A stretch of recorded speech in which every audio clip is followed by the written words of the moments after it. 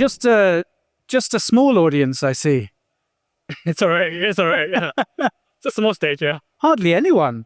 Oh, well, this is great. CZ, how are you? I'm good. Yeah, it's good to see you guys here. Yeah. This is Binance Clubhouse I think is almost bigger than Token happening next door. I mean, we should have at least 50%. Because that's kind of the market share. We're stealing their thunder. Okay, let's kick off. It's been a long time. The first time we met was about 3 years ago when Binance did an amazing light show at the Burj, and we sat down and talked for a few minutes then. And so much has happened in the interim. Obviously, you've kind of stepped back from Binance now, but it seems like you're busier than ever. Yeah, still pretty busy. I mean, there's just a lot of stuff going on. The first few months when I'm back, I was a bit chill. But now it's busy again. So I spend a lot of time with founders, meeting people in the industry. Luckily, everyone still want to meet. So I just want to help the builders build. Yeah. And do you miss running Binance must have been so all-consuming. I mean, I remember that first time we spoke and you told me about your 5-minute meetings that you'd pioneered. So that must have taken up so much of your time. Do you miss that? Do you like having a bit more time? Do you have more time? I think in general, I have more time now. In general, like it's better. Before, the lifestyle is pretty hectic, and it's 5-minute meetings, 10-minute meetings, or 15-minute meetings. 30-minute meetings are very rare. That's a long time. But now lifestyle is a bit more relaxed. But I'm still having like 8 to 10 meetings a day. So still but now the meetings are like more like half an hour to an hour, etc. I think I'm kind of lucky in a position that I no longer have to do the day-to-day manage of a Binance, which is quite chaotic. And then, but I'm still young. Well, not that young, but I'm not that old. So I still have energy to do stuff. So you can't just do nothing all day. Like I can't play golf all day. I haven't played golf at all. But you still have to do stuff. So still pretty busy. Yeah. Absolutely. Well, there's still so much to accomplish, isn't there? It's, why just stop at Binance? Yeah, I mean, there's so much to do outside the centralized exchange. Right, so the centralized exchange should be only a small part of the ecosystem. There's so much more to do. So you're always busy. Yeah. Well, one of the things I wanted to ask you about, because I was really interested to see that you made the move to set up Giggle Academy. Now, I know that there are crypto elements, blockchain elements to Giggle Academy. I mean, there's courses in blockchain, right, and NFT certificates and eventually you will have courses about blockchain, NFTs and stuff. But right now we're teaching 2-year-olds. Okay. So we said, where do we start? But we said we're gonna start. Originally we wanted to start at the 12-year-old who's not in school, but then we found they're all at different levels. So we said go to grade 1. But even at grade 1 there are different levels. So we said, okay, let's go to 2-year-old. And then we want to teach them for 16 years and then help them get a job. So Giggle Academy itself doesn't have anything to do with blockchain. So. Yeah. And what made you want to step away from your area of expertise? Because obviously you made your name in crypto. You were a programmer before that. So Giggle Academy is a huge kind of change of direction for you. For me, it was actually not that big of a change. When I stepped down from Binance and then I had some time in the US, I thought, what should I do next? That's like high impact. And then there's like so many, there's like 1.2 billion people who are illiterate, or the kids put out in school, and the adults who are illiterate. So I thought like we can deliver an app that teaches people. But my expertise is always on the software side. So I build apps that can distribute to hundreds of millions of people. So this is what I do. I don't do hardware. I don't do other things. Like we're building an app. The app at the beginning was a little bit different because I'm not sure what kind of app that was going to be, which technology we're going to use, but it didn't take that long to figure out, okay, we're going to use Unity gaming engine. And then we're just going to get some game developers, and then we're going to get graphic designers, and then we're going to get a couple of teachers. So what we found out is that the teaching content is not hard. That's actually the easy part. The hard part is making them look like a game. So for that, we hired a few game developers and they figured it out really quickly. So now it's just a matter of scaling. So we're still doing software apps that hopefully can distribute to hundreds of millions of people. So it's the same thing. So did you have an idea of how it was going to look, how it was going to work, and then you brought people on to do it? Or was it just, I want to bring education to more people, to more children. How do I do this? And get other people to sort of... I had a few ideas, but I didn't have the design in my head. So my ideas were that, we want to target there's 500 million kids who are not in school. They can't go to school. There's no school nearby, or they couldn't afford it. So it's very important for us to deliver the education through a software app.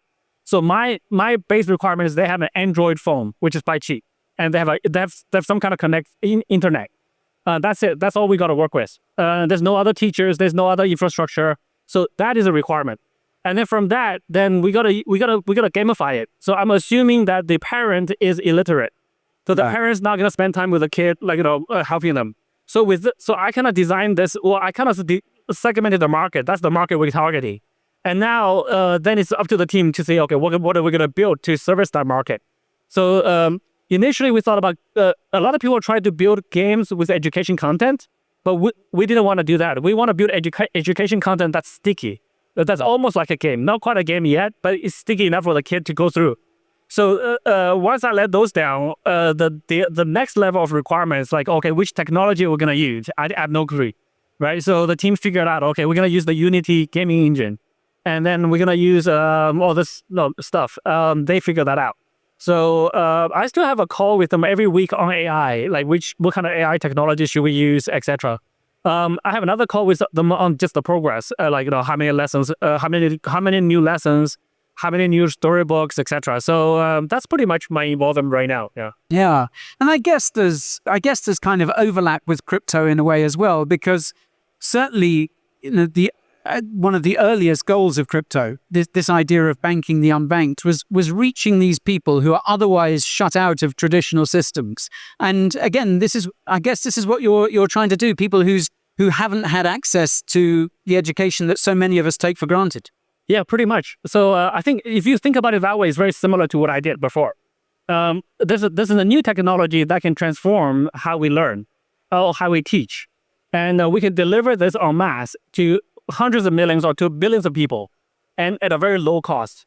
And so I did the math in my head, right? So how much money would it cost to digitize grade 1 English?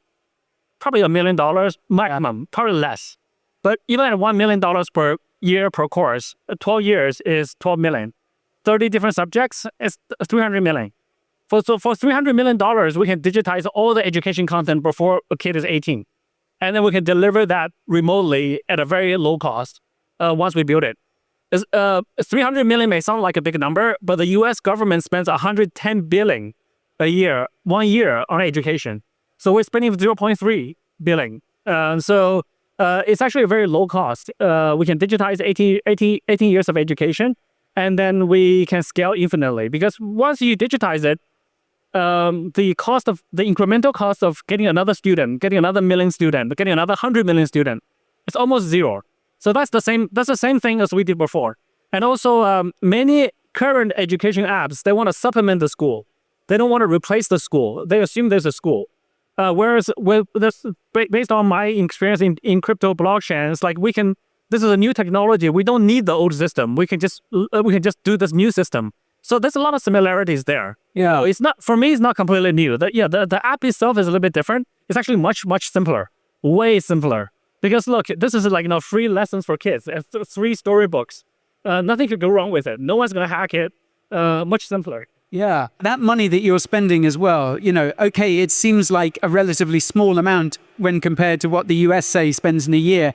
But then you're using that technology to make that money go so much further than it otherwise would in a centralized system. Yeah, I think absolutely. So I think in many once the system's developed, it's very hard to improve it. So all the improvements are incremental, and no one's really still thinking outside of the box to say, look, we can just do this completely differently. And also once I got into my head that there's so many kids who are not in school, that's the market that we should go after. And then we assume there's no school, or there is no school for those kids. So then we just do everything from scratch. So it's much easier. Yeah. Well, as someone who kind of works in education as well, it's great to see someone like yourself taking up this mantle, because we see and we hear firsthand what a difference it makes, and it's great to see you making a difference to so many people's lives. Yeah, so for me, it's a very fun project to work on. Every time I have a meeting with them, we see the number of students going up. So yeah, I just said earlier in the other conference that now the app reaches 20,000 students already. So that's bigger than most universities. So and it's growing like exponentially now too. Like maybe only 3 weeks ago, we only had 9,000 users. So now like we're 20,000. So it's growing pretty quickly. Yeah. So I think it's starting to catch on. I just got to produce more content. So it's just work now. So it's not that difficult. Yeah. Fantastic. Okay, let's switch gears and talk a bit about the crypto market, because I'm sure everyone here would love to get your read on what's happening at the moment. Obviously, we're slaves to what's happening at a macroeconomic level. Donald Trump's tariffs are wreaking havoc across all markets. But I'm just interested to hear from you. Do you think crypto are we just waiting as an industry, as a market, for what happens next macroeconomically? Or do you think are there systemic things that we as an industry can be working on in the meantime? Yeah, I think crypto is affected by the macro market, but at the same time, the crypto will not die, right? So it doesn't actually, the more the tariffs, etc., the more crypto should shine, because crypto, it doesn't have country borders. You buy crypto in one country, you move to the next country, you don't have to transfer it; it's with you, right? So so crypto should be much less affected than other asset types. But everything that gets affected by the macroeconomics. So I think both things are true. We should continue to build whatever we're building, and I think even the macro environment, you'll settle down. The countries are negotiating, and both U.S. and China are good negotiators. So they will posture, they will do this and that, but they will eventually come to terms. And I think the agreement they make will be better than the ones we had before. So I'm actually very optimistic about it. At least they're talking now, whereas like 6 months ago, they were not talking. Yeah. It's good to hear that optimistic take on it, isn't it? Because I think it's quite easy to sort of get overtaken by a sense that things are kind of spiraling out of control a little bit. And obviously, it's kind of scary to see the world's two superpowers sort of, really, really having difficulties. So it's good to hear that you're sort of more optimistic that this is something that can resolve itself. I'm pretty sure you'll get resolved. It's really just one number they're negotiating back and forth. But taxes, great. They'll figure it out. Yeah, it's not that hard. Well, the sooner it gets sorted out, the better. And of course, as you say, this is an opportunity for crypto to shine, I think. And I think we're seeing that with Bitcoin, aren't we? Because people are realizing Bitcoin isn't a multinational company that's subject to tariffs. You can't fire the CEO of Bitcoin.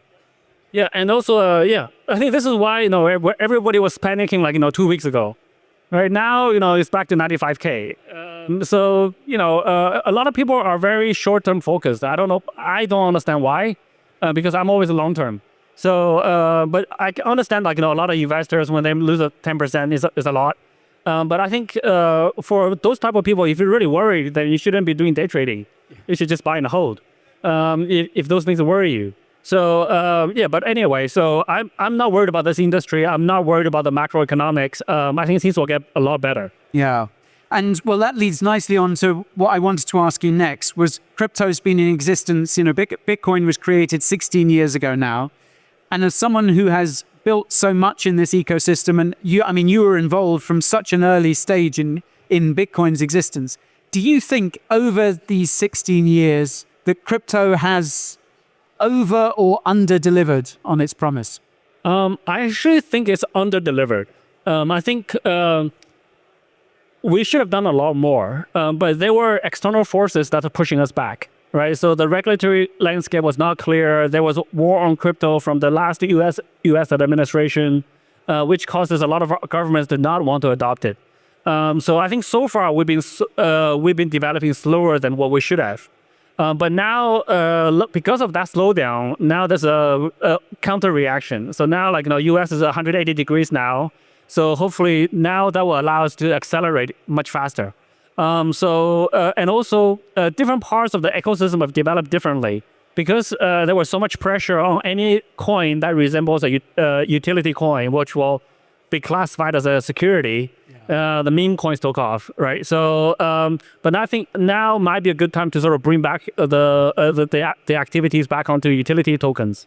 Yeah, I think from talking to other people in the industry, I really get a sense that although meme coins it's been a fascinating space to watch. It's been fascinating to see, the rise of pump.fun and things like that. But I really get a sense that the industry itself is kind of desperate to move beyond that. It's like, okay, these things are fun, these things are cool or whatever, but what comes next? Well, I think this is the beauty of decentralization, right? Nobody knows and nobody decides. So no, for the people who want short-term gains or they want to go find the next gem that is going to 10x based on their $10,000, that's great. No, there's they go do that, and their builders were building. Then we build, right? So nobody can decide and nobody controls, and it's decentralization kind of implies chaos anyway, because so many different people are doing different things. But there are general trends, right? So over time, they will converge on the trends and the industry will develop. So I don't try to predict the industry, but I just try to observe what's hot and try to follow, hopefully not so far behind, and support the industry growth. So that's typically how I operate. I think there's quite a lot going on right now. The RWAs, tokenized securities, which kind of falls under RWAs right now. Yeah. The government adoption of blockchain technologies, AI, DeSci, a lot of these things are happening. I don't know which one's going to take off next, but I think there's a lot of intersection between AI and the blockchain. So and AI is going so fast, we should try to latch onto that as well. So there's so many different opportunities. So I'm always optimistic, and for optimistic person, you just see opportunities everywhere. We lack builders to build all of those things. Yeah, it's kind of part of the thrill of it, isn't it? Because you see so much potential in things like RWAs or the intersection of blockchain and AI, and you think, what is going to be the next thing? But that's part of, I guess that's part of the magic of crypto as well. It'll probably surprise us. Maybe it won't be either of those. Maybe it was something completely different. Exactly. Most likely will be something completely different. It's always like that. So, but if we knew already, then we will be fully on it, right? So, but I think meme coins, they were hot for quite a while, but now I think it's like cool down quite a bit. So I still wish that that sector is hot, because any sector that's hot helps the rest of the sectors. But yeah, it's very hard. It's very hard to predict which ones to be the next hot sector. Yeah. Can I ask you about the layer one space? Because obviously, you work with BNB, and it seems like in terms of the layer one space, we're at a really interesting point at the moment. Ethereum, the market leader, is really suffering. I think sentiment around Ethereum is as bad as I've ever seen it, and there seems to be this emerging trend now that for an L1 to stand out, it has to find its particular niche. And I guess the obvious example is Solana with meme coins more recently. Avalanche looks like it's going down the kind of gaming route with subnets and whatever, and Sui the same. Now, is that a thesis that you agree with? And if so, how does BNB fit into that? Do you see a particular niche for BNB? I don't particularly have that view. I think the L1s should be broad. It should hopefully have multiple sectors on each L1. I think one L1 should not only have one use case, or at least one sector. If you just have meme coin, when the heat goes away from that, then you kind of then it's not good. Yeah. And the different sectors actually don't need different blockchains. The blockchain itself is the same. All you need is a speed and throughput, right? And low fees. So if you have high throughput, then the fees will be low. So the L1s don't differ that much. The technology doesn't differ. What differs is really what ecosystem you attract. So now I think the competition on L1s are mostly how to build an ecosystem. And this is quite difficult for most entrepreneurs, because most entrepreneurs, they build a product. So to build an ecosystem, that requires a different type of skill, which I'm also learning, right? So business development skills, how to attract developer tools, the whole sort of landscape. And then, so it requires a slightly different type of skill. But I do think that for a blockchain or L1 to be successful, you have to have multiple different sectors. I think Ethereum is still quite strong, but it's just that previously they bet on L2s. So they haven't really scaled the L1. So I think now they realize they need to scale the L1s, but it'll take some time for them to do so. But Ethereum is nowhere near dead, right? It's still the second largest chain. So it has a lot of fundamentals, and it has a lot of users, and it has a lot of money on the chain. So if they can improve the throughput and then lower the gas fee, then you'll be back in competition. So so Ethereum's still done really well. Yeah, I think Ethereum's a good example, isn't it? Of like they've got, as you say, they've got so much. There's so much going on chain and in its ecosystem. They've got so much talent working on it, and I guess it's just that unifying vision that it needs. You know, a blockchain like that needs someone steering the ship. You think? Yes and no. Yes and no. I think that there are advantages to both approaches. The reason Bitcoin is so big is there's no one steering, right? So that's the most decentralized blockchain. Whereas Ethereum, everyone's waiting for Vitalik, and Vitalik, I think probably because of the negative comments on Twitter, etc. He's less active on social media, but he's young, he's still building. So there's pros and cons. I think Vitalik's like one of the geniuses in the space. And also for BNB Chain, I'm not doing that much. I'm like really just sort of helping others to build on the chain. So I'm more of a facilitator. Some call me a mentor or advisor, but I'm just sort of coordinating people to do more. So I'm not doing the technical stuff like Vitalik. So there are different approaches for different blockchains. So my approach is how to help the ecosystem grow. So less about the technical stuff. We have very strong technical people. I'm not doing the technical stuff right now. So I'm not sure which one is the best approach. I don't think there's any one best approach. I'm just using the approach that works for me, for us. And Vitalik's using an approach that works for him. I think we all want to contribute to multiple blockchains. I think Ethereum is quite thankful to us for running Binance, etc. We're thankful to them. So we want multiple blockchains to be successful. But then again, for L1s, we don't need like 100 L1s. No. Like we need like a dozen. Right, so there's still room for more, but what we need more now, in my view, is we need more applications to be built. So that's really what I think. Yeah, there's a real sense, I think, in the industry, isn't there? It's like we have the infrastructure. The infrastructure is great. There's so many innovative protocols. Now let's have stuff that we can use to do stuff. Exactly. Yeah. Yeah. So, I mean, I guess, do you think that over the next few years, then we're going to see that L1 space sort of consolidate into like a handful of maybe, like you say, maybe 6, 10 winners or something? Actually, I don't think so. So I think ideally that's what I'd like to see. Okay. But in reality, there will always be like 1,000 L1s. Okay. Because there's so many different teams around the world, and every so often somebody wants to build a new L1.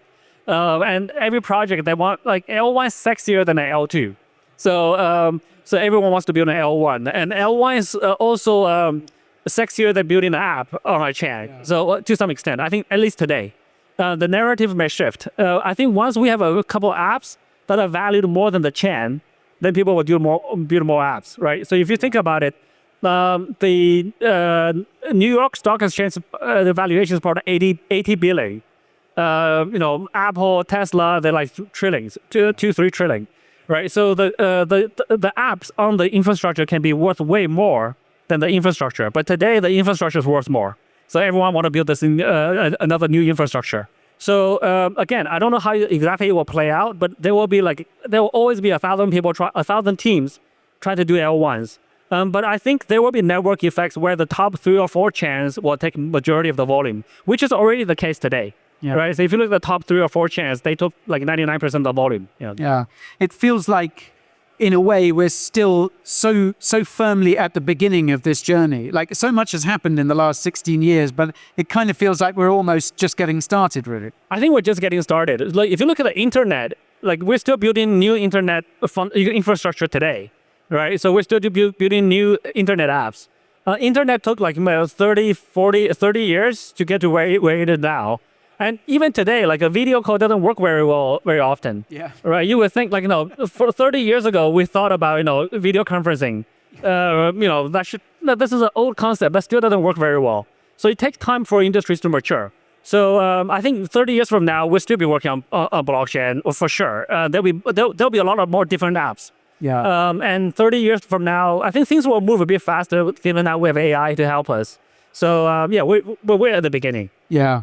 Some much needed optimism, I think. It's always good to hear an optimistic take on the markets because, I mean, you've mentioned yourself that you're a naturally optimistic person. Can I ask then, outside of crypto more generally, as I alluded to earlier, there's so much happening in the world at the moment. There's so much social upheaval, political upheaval, economic upheaval, technological upheaval.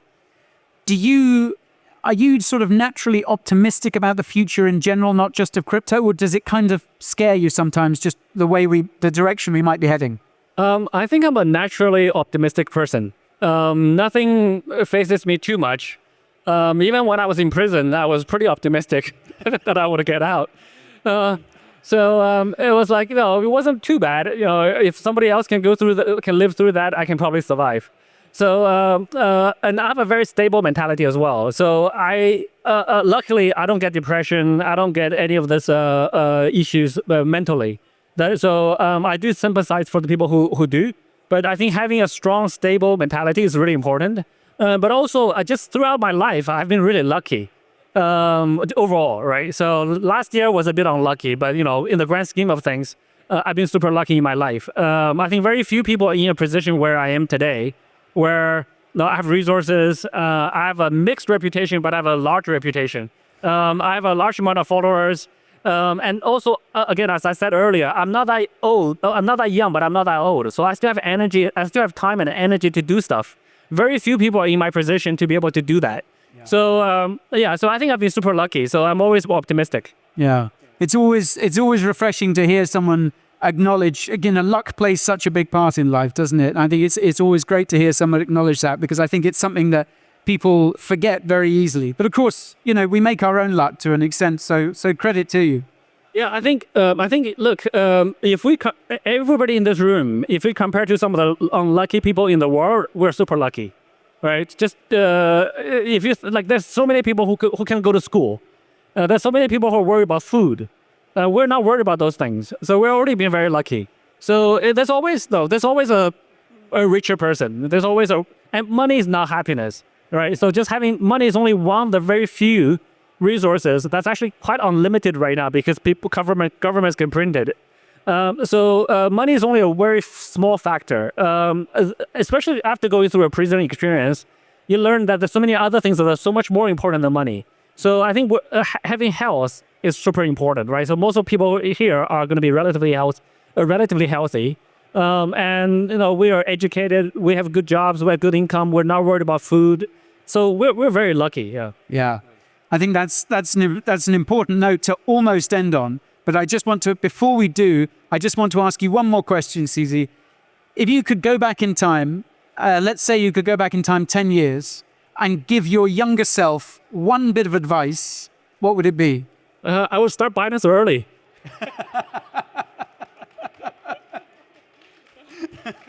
That is a mic drop if ever I heard it. Fantastic. Well, CZ, I got to say, it's really important this industry has people like yourself, thought leaders out there giving some leadership and direction to the industry. It's an interesting time to be in crypto, and it's great to have you here sort of showing the way. Well, yeah, thanks for having me, and thanks everyone for coming. And I think we have a lot of room to go, so we can continue to build. And thank you for your support.